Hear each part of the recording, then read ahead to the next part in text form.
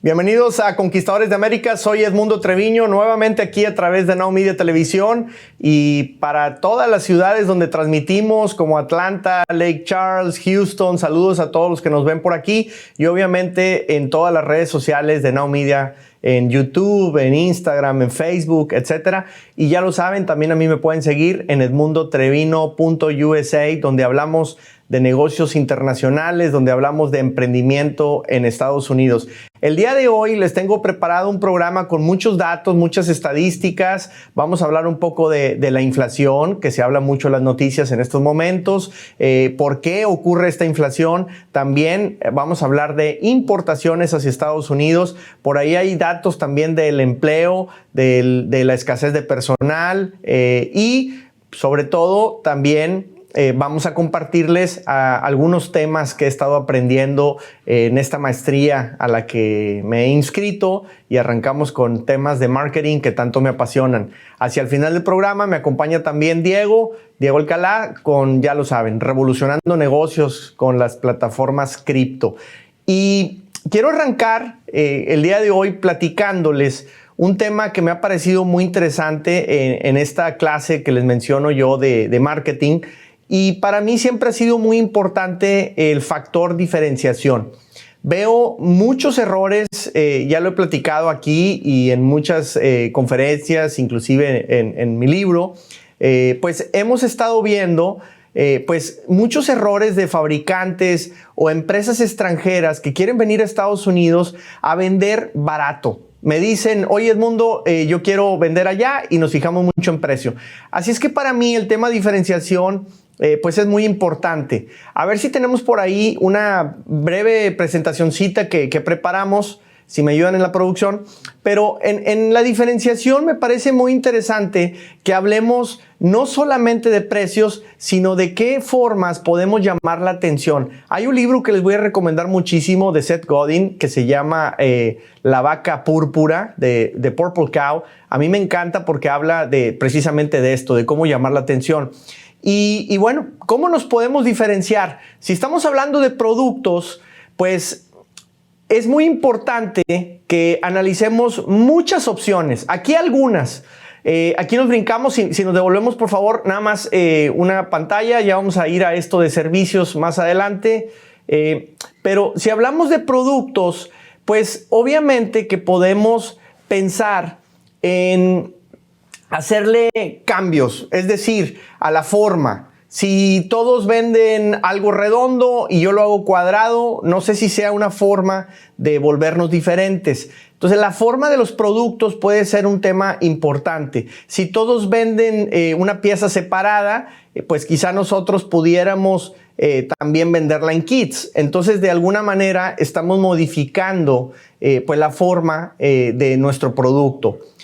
Posteriormente, les menciono también, pudiéramos ponerle moñitos, en inglés le llaman features, o sea, qué tipo de pues actividades o qué tipo de artículos secundarios le podemos agregar. Si por ejemplo habláramos de un vehículo, si tú le pones ciertos acabados cromados, pues ya le estás dando algunos features diferentes. O si tienes, no sé, un tema de una televisión y tú a la televisión además le das otro tipo de actividad o servicio que te va a poder ofrecer, pues ahí vamos a poder también cambiar esto que le llamo, pues en este caso los features, características.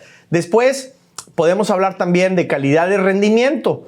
Entonces a esto le llamamos el performance quality en inglés. ¿Y a qué se refiere esto? Pues a que si, no sé, un vehículo, volviendo al tema automóviles, pues todos aceleran de 0 a 100 en 5 segundos y tú lo haces en 4,5, pues ya eres un poco diferente. Entonces habría que ver si nuestro producto pudiera tener un desempeño diferente. Después también existe la calidad en lo que le podemos llamar conformidad. Es decir, si las empresas manejan un cierto grado de defectos y nosotros tenemos otro, es decir, si de cada 1000 hay fabricantes que te dan 10 defectos, pero tú dices, no, yo voy a tener 0 defectos o nada más 1, pues estamos tratando de ser diferentes. Aquí es bien importante, pues obviamente que a los clientes les queremos dar algo que ellos esperen siempre lo mismo. Si tenemos mucha variabilidad en lo que nosotros le entregamos, pues le vamos a dar desconfianza. Entonces me parece muy importante esta diferenciación por conformidad. Algo a lo que tradicionalmente veo yo, sobre todo en temas productos industriales, veo mucho que la gente pues se confunde con decir durabilidad dicen calidad en lugar de durabilidad. Dicen, no, es que el mío es de más calidad porque dura más. Bueno, entonces estás hablando de durabilidad. Entonces, si hay productos que te garantizan un par de años y tú garantizas 3, pues ahí tienes un factor de diferenciación. Después, fiabilidad. Para mí este es muy importante.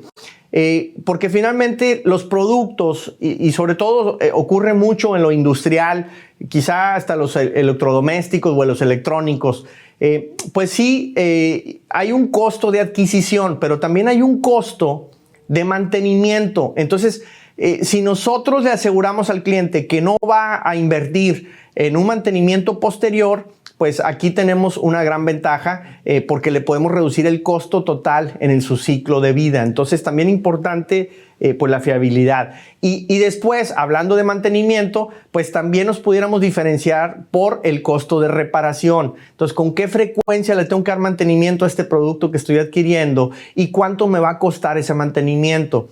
Por ahí se ha pues vuelto muy famoso en los libros de negocios hablar, por ejemplo, de la industria automotriz japonesa, porque ellos se enfocaron mucho en que los vehículos fueran de bajo mantenimiento y que fueran de un mantenimiento bajo. Entonces también me parece muy importante ese costo de reparación.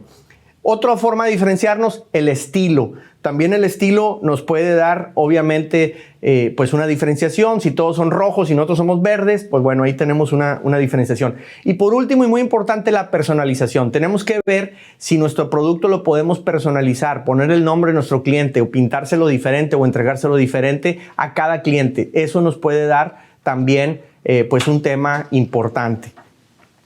Vamos a continuar después.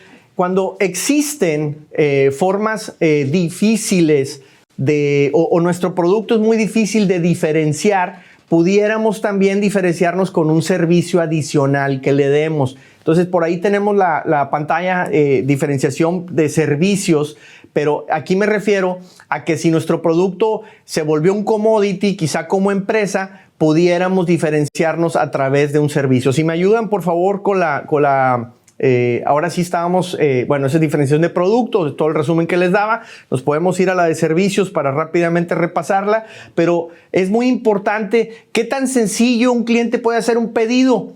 La facilidad de pedirnos el material, ese puede ser un diferenciador, una página web, etcétera. La entrega, qué tan rápido entregamos al cliente. Entonces le estamos dando un servicio de nuestro mismo producto, pero quizá nuestra entrega puede ser la diferente. También la instalación. Oye, yo te vendo este producto, pero además te lo instalo o te capacito también en cómo utilizarlo y va incluido en mi producto, no te lo cobro adicional y eso me hace diferente. Obviamente también la consultoría en la utilización de nuestro producto. Entonces, esa capacitación y la consultoría que le damos a los clientes, pues puede ser un gran diferenciador en nuestro producto. Insisto, todo esto tiene que ver con productos que se vuelven pues muy difíciles de diferenciar, inclusive commodities. Pues yo recomendaría que analicemos si no hay servicios que le podamos nosotros dar o pegar al producto para que nos ayude a diferenciarlo. Y por último, pues como les decía, el mantenimiento y las reparaciones, quizá con pólizas o incluso hasta de garantía, donde básicamente lo que estás haciendo es ofrecer un contrato de servicio donde tú a tu producto le vas a dar pues un tema diferente. Y por último, una diferenciación importante pues es en el diseño mismo del producto. Tiene que ver un poquito con el tema apariencia, tiene que ver con si lo vendo suelto, si lo vendo en kits, tiene que ver con las formas, tiene que ver con los colores, tiene que ver con las texturas. Puede ser algo más subjetivo, el cómo se siente, el cómo sabe, el cómo huele, el cómo, etcétera. Entonces, esto va un poquito más enfocado pues a nuestros 5 sentidos y cómo podemos hacer que ese producto se vuelva diferente. Entonces, muy importante pues analizar el tema de diferenciación.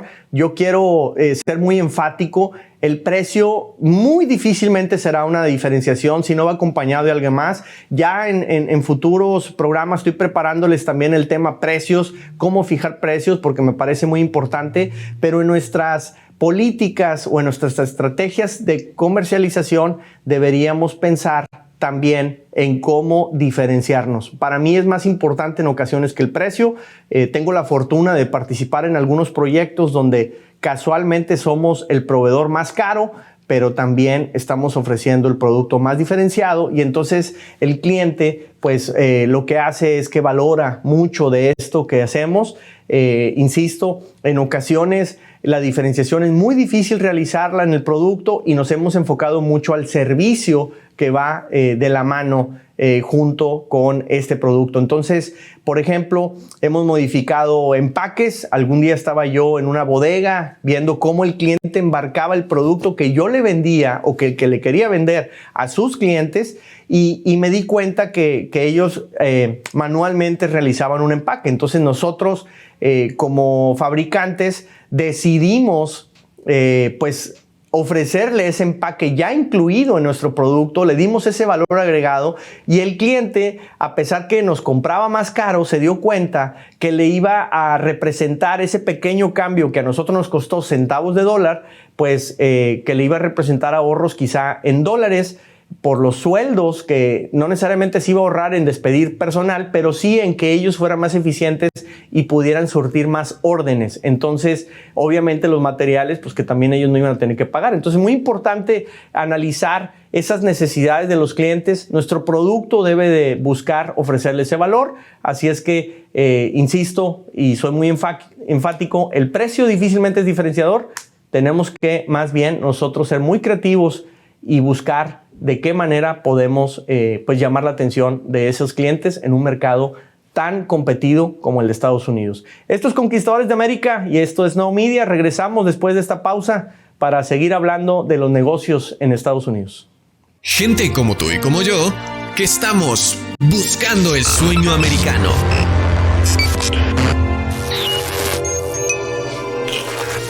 Pues estamos buscando el sueño americano y el día de hoy les quiero platicar de una serie de estadísticas que me parecieron muy interesantes. Estuvimos haciendo algo de investigación en el censo de Estados Unidos y me llama poderosamente la atención pues las importaciones de Estados Unidos, de dónde vienen, qué productos son y sobre todo lo que a nosotros nos interesa es cuánto exporta Latinoamérica hacia acá y si hay oportunidades o no. Pues obviamente tenemos pues temas económicos de geopolítica y mundialmente pues estamos emproblemados con el tema de la guerra, el COVID, las cadenas de suministro que han colapsado, que tenemos escasez de productos y muchas tensiones entre países, pero pues aquí pareciera que se forman bloques, Europa, Asia por otro lado. ¿Y dónde está América? ¿Dónde está Latinoamérica respecto a Estados Unidos? Y pues les quiero traer aquí pues algunas estadísticas que me parecen muy importantes. Así si me ayudan a compartir algunas de las gráficas, pues primeramente mencionar pues cuáles son las importaciones de Estados Unidos que realiza, qué productos son, pues aquí está expresado en miles de millones, es decir, billones, pues es el petróleo crudo, obviamente se maneja muchísimo, los automóviles, teléfonos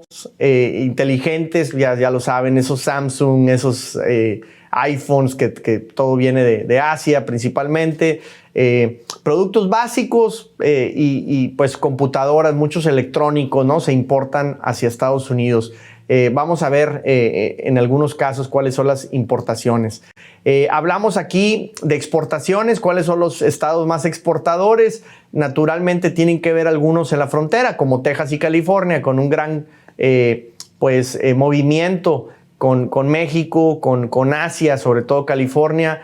Obviamente estados como Luisiana, que son muy petroleros, estados pues como Nueva York e Illinois que manejan muchísima carga por su población y también por su cercanía, en este caso, con Canadá. Así es que esos son los estados más exportadores, pero a mí lo que me interesa más es cuáles son los más importadores, hacia dónde van las importaciones que se realizan en Estados Unidos, y nuevamente pues destacan esos estados como California, Texas, Illinois y el área de Nueva York, New Jersey. Insisto, pues tiene mucho que ver, obvio, la población que tiene, el poder económico, la industria y también pues la cercanía hacia los puertos. Así es que pues California se distingue mucho por su comercio internacional marítimo. Texas, naturalmente, que combina el marítimo a través del puerto de Houston,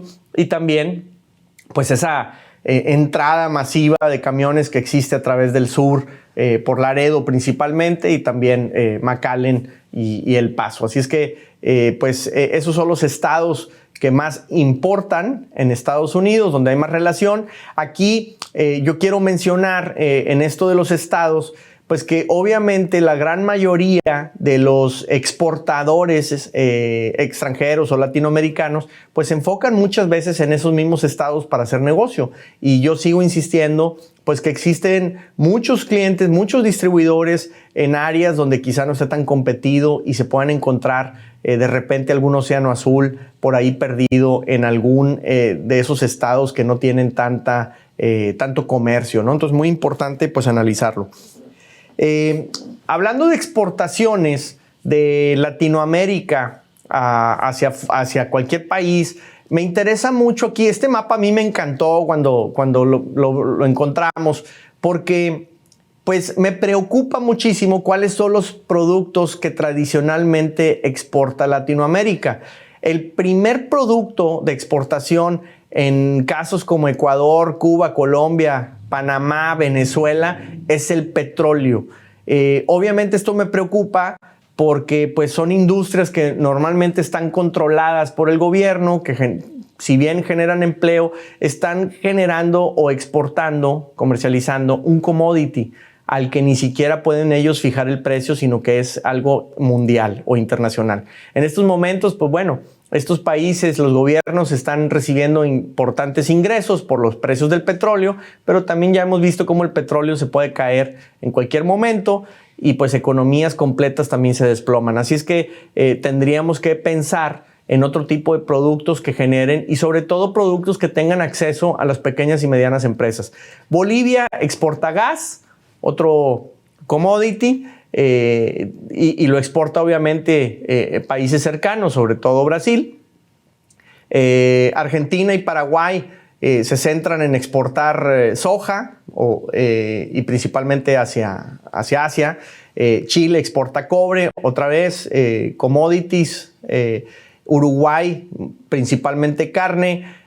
Guatemala, El Salvador y Nicaragua exportan café, Costa Rica bananas o plátanos, República Dominicana azúcar. Todos estos países están exportando commodities. Después, algunos como México y Brasil empiezan a distinguirse por un poquito más de productos industriales. México también, además, prendas de vestir y calzado. El detalle que veo con México es que es muy maquilador. Si bien exporta quizá productos terminados, lo cierto es que muchos componentes se importan para utilizar su mano de obra, que si bien es muy capacitada, también es barata. Entonces, en comparación de costos en Estados Unidos, sí es que México, aprovechando el Tratado de Libre Comercio, pero muy maquilador a nivel pues industrias o compañías transnacionales. Y Brasil, para mí, Brasil es el país que tiene más industria en toda América Latina y una de sus principales exportaciones es el equipo de transporte, tanto vehículos, obviamente camiones, tienen grandes fábricas de remolques y también exportan algo de eso. Para mí, el ver que la gran mayoría de los países latinoamericanos está exportando solamente materias primas o commodities, pues implica, insisto, un gran problema, porque pues no le metemos mucho valor agregado y normalmente los commodities pues se mueven a niveles internacionales y tradicionalmente pues a los productores nos pagan pues poco dinero, ¿no? Entonces tenemos que pensar en cosas de un poquito más valor agregado. Si continuamos aquí con algunos de los datos, bueno, voy a cambiar un poco al tema inflación porque pues ya hemos visto que estamos con una gran inflación en Estados Unidos y en muchos otros países. Estados Unidos es de los países que más inflación tiene, pero gran parte de esta inflación tiene que ver pues con la ruptura de las fracturas que hay en las cadenas de suministro, pero también por una alta demanda. Existe una gran demanda sobre productos de bienes en Estados Unidos y eso también obviamente eleva los precios por la escasez. Así es que lo quiero ligar al tema exportador porque, insisto, creo hay una gran área de oportunidad para Latinoamérica en todo esto. Entonces, volviendo a las importaciones, hay una gráfica donde yo quiero hacer mucho énfasis. Aquí se ven los datos. Por ejemplo, cuánto exporta China hacia Estados Unidos. Estas son importaciones de Estados Unidos al cierre del año pasado. Pues bueno, pues ahí están las cantidades, ¿no? Impresionante. Si nos devolvemos a la grafiquita, por favor, en la que estábamos, pues China, números impresionantes. México, Canadá, ahí en segundo y tercer lugar, peleando fuerte. Pero a mí me interesa, por ejemplo, si comparamos Alemania, si comparamos Suiza, si comparamos, por ejemplo, Vietnam, que a mí es un tema que me vuelve loco, cómo Vietnam exporta, si ustedes ven las gráficas aquí y ven las cantidades, Vietnam solo exporta hacia Estados Unidos más que Argentina, Brasil, Chile, Cuba, Ecuador, El Salvador, todos estos países, Nicaragua, Paraguay, que todos esos países juntos. Así es que Latinoamérica tenemos que despertar, tenemos que buscar nuestro sueño americano, tenemos que buscar más vender en Estados Unidos. Así es que, pues, aquí, como les mencionaba, Estados Unidos de los países que tiene más inflación, pero gran parte de esa inflación, insisto, es por la alta demanda. Así es que Latinoamérica tenemos que buscar oportunidades, tenemos que buscar este sueño americano, tenemos que aprovechar nuestra cercanía a Norteamérica y por ahí buscar oportunidades porque las hay. Existe una alta demanda. Con esto les quería compartir estos datos básicamente para sensibilizarnos y buscar esas oportunidades. Regresamos a Now Media, estos Conquistadores de América, para seguir platicando del mercado americano. Pregúntale al US Marketer. Pues vamos a preguntarle al equipo de US Marketer cómo están las cosas en Estados Unidos. Claudia, ¿cómo estás? Gracias por acompañarnos aquí en Conquistadores de América. Mucho gusto en saludarte.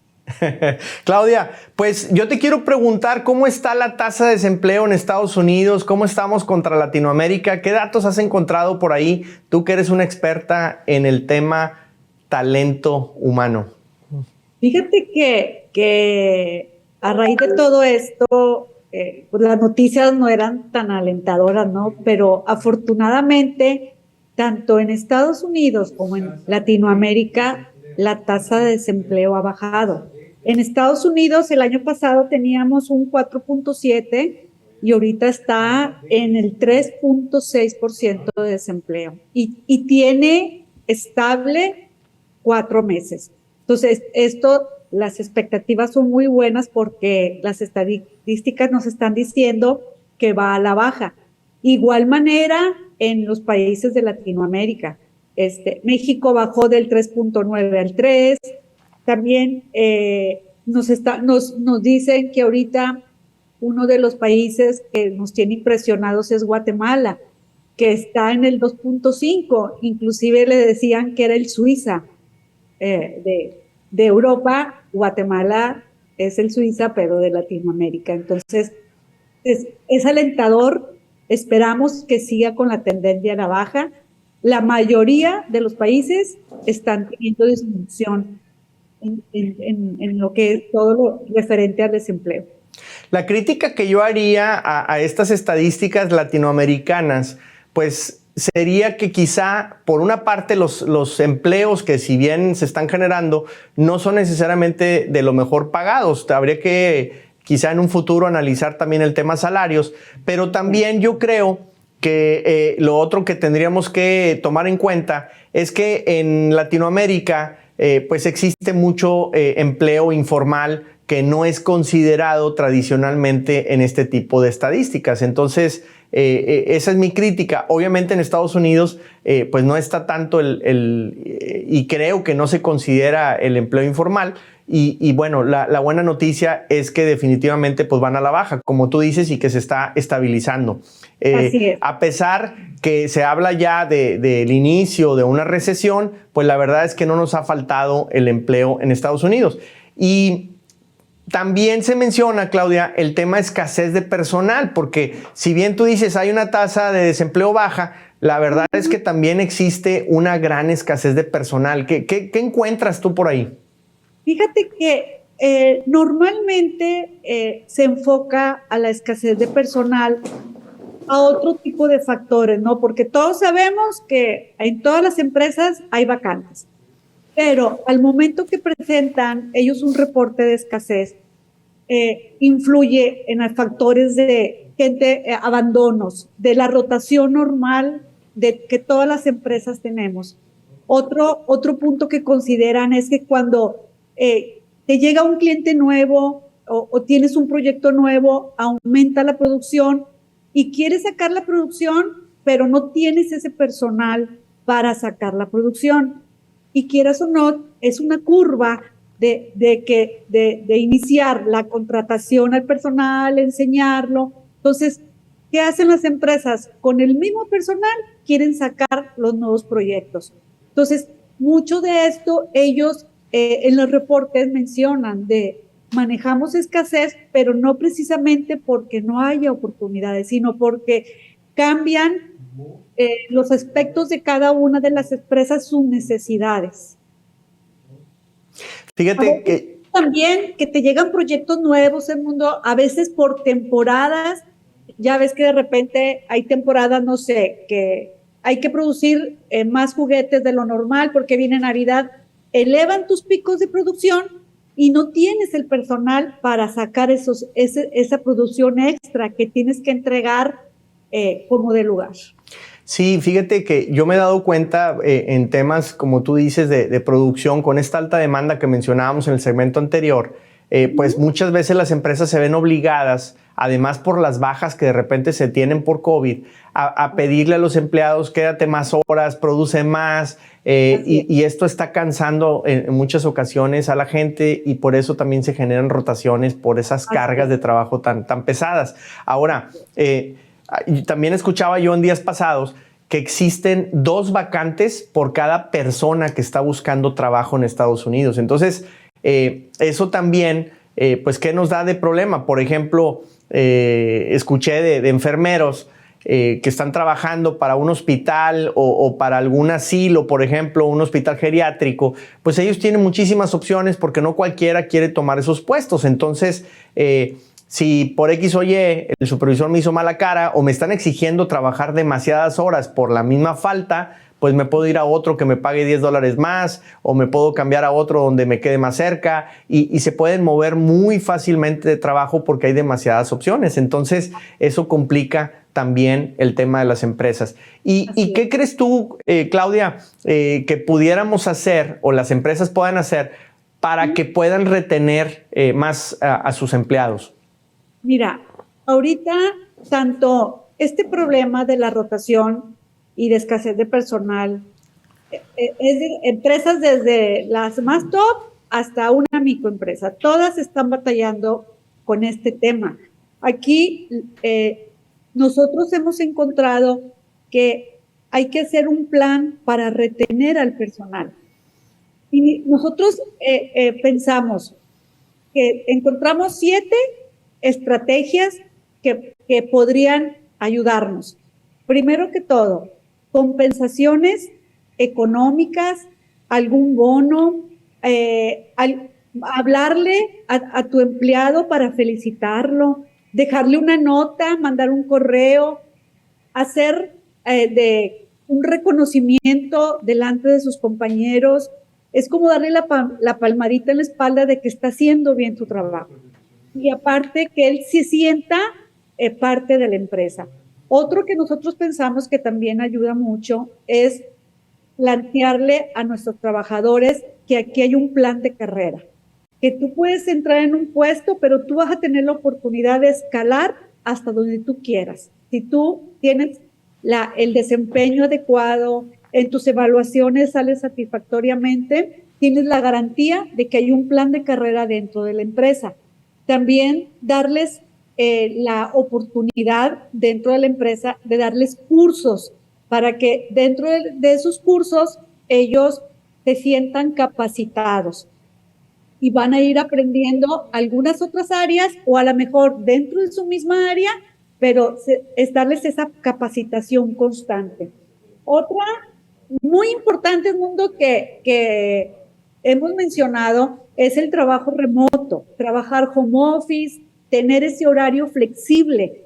¿Por qué? Porque muchos ahorita tienen la posibilidad de trabajar en su casa y créanme, aumentan su productividad hasta un 200%. Sí, y a mí me agrada mucho lo que dices, Claudia, porque finalmente no todo es económico y aquí de una manera tácita estás dando también posibles soluciones para pymes, porque felicitar a un empleado no te cuesta nada y lo puede hacer cualquiera. La oportunidad de trabajar remoto en muchos puestos también lo puede hacer cualquiera y gracias a la tecnología que tenemos acceso. Y por otra parte, lo que tú dices, ese plan de crecimiento personal, y mencionabas un punto importante, la evaluación. También las personas les gusta que las evalúen porque les das una oportunidad para mejorar. Así es que, pues aquí hay muchos consejos rápidos en cuanto al tema personal, cómo retenerlo. Claudia, te invito a que estés aquí más seguido con nosotros porque definitivamente el factor humano es muy importante en las empresas. Te agradezco mucho que hayas estado aquí el día de hoy en Conquistadores de América. Con todo gusto, lo que necesiten estoy para servir. Y lo que les pueda ayudar, encantada. Gracias, Claudia. Pues yo también te felicito para que veas que te apreciamos y queremos que estar aquí con nosotros mucho tiempo. Muchas gracias. Continuamos en Conquistadores de América. Nos vemos. Tengamos una plática con quienes mejor saben hacer su trabajo en Mentes Maestras.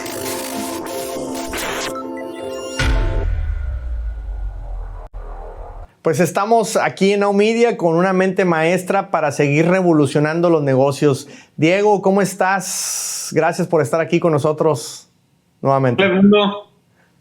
Muchas gracias por la invitación de nuevo. Oye, pues vamos a platicar del Bitcoin.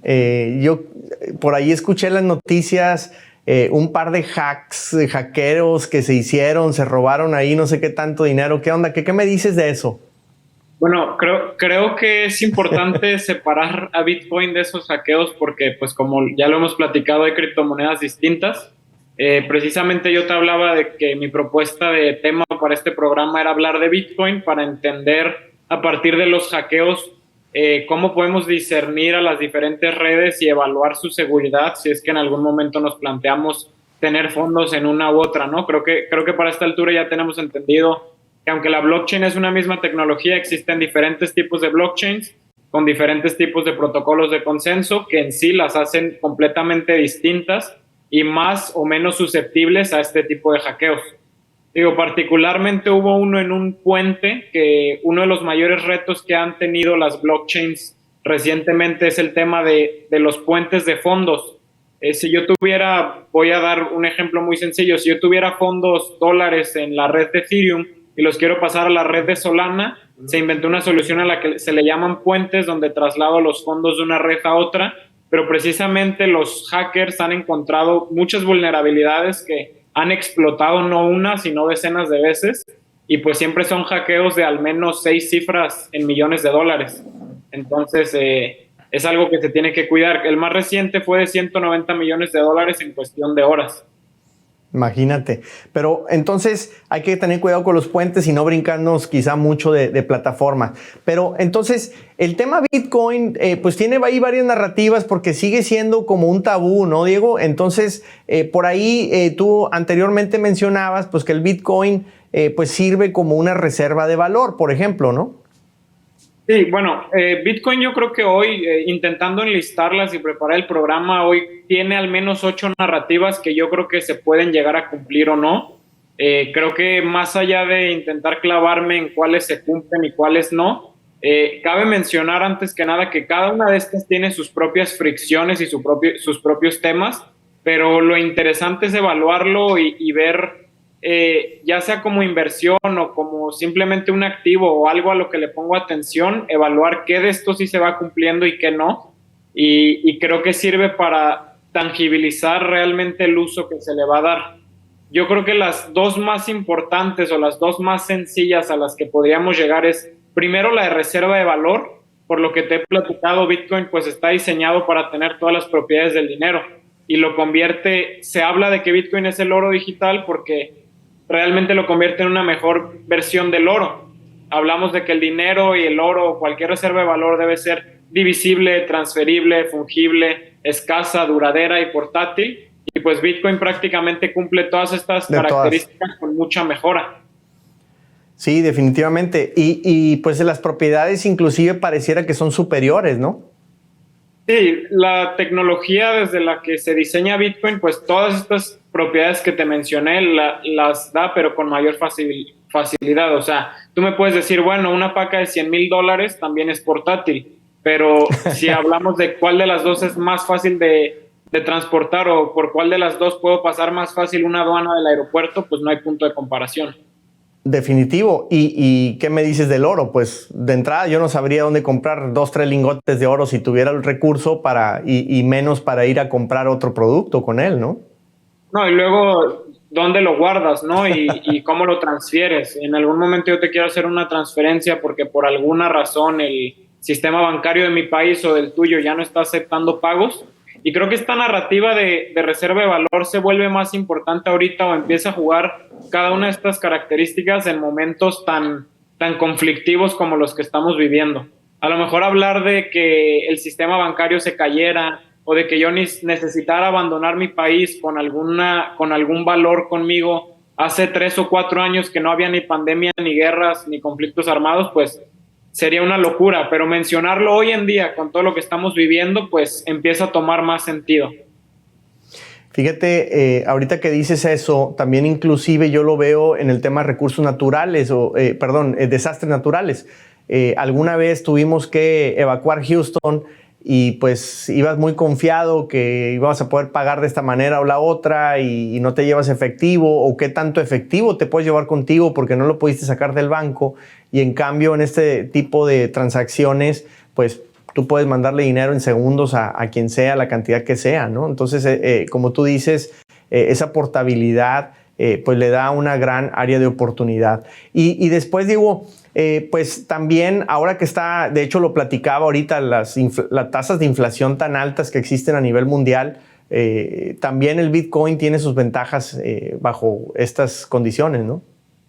Mira, algunos de los maximalistas de Bitcoin sí proponen a Bitcoin como un respaldo contra la inflación, sobre todo en el ciclo pasado, donde se vio la gran impresión de dinero, pues Bitcoin respondió a ese estímulo y creció su valor prácticamente junto o superando la ampliación de la masa monetaria. Pero yo te soy muy honesto, creo que Bitcoin aún es muy joven y su valor como cobertura contra la inflación se debe juzgar en un frame de tiempo mucho más largo. Creo que hasta ahora, si sacamos el year over year inflation, o sea, la inflación año a año contra el crecimiento del valor de Bitcoin ha superado con creces el tema de la inflación, pero lo ha superado tanto que incluso dices, pues en realidad es un activo que está creciendo con camino propio y no tiene ninguna correlación con el tema de la inflación hasta ahora. Yo creo que hablando en un time frame más largo de 20 o 30 años, Bitcoin sí tendrá pues su correlación con el tema de la inflación y el acompañar esa ampliación de la masa monetaria, si es que el sistema monetario sigue siendo igual al que tenemos ahora, porque otra de las cosas que se propone con estas 8 narrativas de Bitcoin es que pues probablemente sea el origen, no porque Bitcoin vaya a ser el cambio, pero sí sea el origen de otras tecnologías y otras innovaciones que vengan a sustituir muchas cosas de las que conocemos actualmente del sistema monetario global. Sí, ahorita habrá quien diga, pues no, Bitcoin no es una manera de protegerme contra la inflación porque su valor está a casi una tercera parte de lo que alcanzó a estar el año pasado. Pero como tú bien dices, si bien se está moviendo muchísimo, cuando tú analizas varios años y agarras pues un marco de referencia o un lapso de tiempo más amplio, pues entonces ya la estadística pues se ve obviamente muy, muy diferente. Sí, yo por eso creo que en esa narrativa en específico habrá que esperar 10 o 20 años más para saber si realmente Bitcoin era una protección contra la inflación. Porque, por ejemplo, otra de las narrativas acompaña esto que te acabo de mencionar, de que más bien Bitcoin es un proponente de innovación. O sea, es una puerta de entrada primero a todo lo que propone blockchain y todo lo que se puede inventar detrás. O sea, es comparable al tema de los coches eléctricos. Y aunque me estoy saliendo mucho de ejemplo, cuando vienen estas cosas tan disruptivas, tú sabes que al principio pues tienen resistencia natural porque la propia infraestructura y desconocimiento de la gente no te permiten que se adopten y que se usen de forma masiva. Pero el puro hecho de que esté ahí la idea de que esté ese elefante en el cuarto es un proponente y un detonante de innovación a que vengan otras empresas y otros individuos a diseñar por encima de lo que se propuso en un inicio. Sí, hablando de esto, pues en mercadotecnia se habla mucho de los famosos innovadores, los early adopters, y luego ya se vienen las mayorías. Y no es fácil ser un innovador o un early adopter en cada producto o cada nueva tecnología que sale. ¿Cuánta resistencia tuvimos en conectarnos al Internet? Yo recuerdo, por ejemplo, por allá cuando estaba en la universidad, ya hace algunos años, pues salió el correo electrónico y recuerdo el nombre de Hotmail y a mí me sonaba hasta raro, como que el correo caliente, como que Hotmail, y no me llamaba mucho la atención utilizarlo porque hasta te da cierta desconfianza de quién estará viendo esto, ¿no? De repente salen el Facebook y no, yo no voy a compartir ahí no sé qué, y luego sale WhatsApp y no, ¿cómo que por WhatsApp? Ahora que firmamos documentos en línea utilizando plataformas como DocuSign, pues no te sientes que estás firmando de la misma manera que si lo hicieras en papel. Entonces, esos brincos tecnológicos, pues como bien dices, generan mucha resistencia. Y pues obviamente el tema blockchain y el tema criptomonedas y el tema Bitcoin, yéndonos a muy específico, pues va tranquilamente a generar muchas fricciones al inicio y eso también pues le da inestabilidad, ¿no? Porque finalmente es una moneda, aunque sea en este caso electrónica, pues que te va a dar incertidumbre y eso genera esos movimientos tan drásticos que se tienen, ¿no? Pero pues ha ocurrido con cualquier otra tecnología. Sí, y en estos momentos pues todos los activos están presentando esa volatilidad, o sea, no hablar de volatilidad como si fuera una característica única y mala además de Bitcoin creo que es errado porque pues todos, si no el mercado de valores pues sería lo peor del mundo. La volatilidad se ha visto, ha habido crisis y pasan y se superan y al igual que el mercado de valores presenta ciclos, el mercado de las criptomonedas hasta ahora también se ha visto cíclico y hablando de esta resistencia al cambio del mundo hay una frase que me encanta, que me gustaría destacar, que dice que muchos cambios parecen imposibles justo hasta el momento en el que son inevitables. Está fuerte, ¿eh? Está muy fuerte y tienes mucha razón en ese sentido. Diego, pues muy contento que continuemos aquí revolucionando los negocios. Me gustaría seguir platicando la próxima semana con más de las narrativas de Bitcoin. Creo que tenemos que seguir educándonos en estos temas porque como bien dices, el cambio es inevitable. Entonces, pues más vale ir flojitos y cooperando porque pues de que va a llegar o si no es que ya llegó. Así es que seguimos platicando de esto, seguimos revolucionando los negocios y te agradezco que estés aquí como siempre en Conquistadores de América. Y amigos, el día de hoy hemos terminado con este gran programa. La próxima semana vamos a seguir hablando de recursos humanos, de talento, de cómo mejorar esas difíciles situaciones de escasez de personal. Con Diego seguimos hablando en cómo revolucionar a través de cripto nuestros negocios y seguimos en la búsqueda de ese gran sueño americano. Pues por hoy gracias y les recuerdo, lo más importante de la vida es trascender y juntos lo podemos hacer conquistando el mercado americano.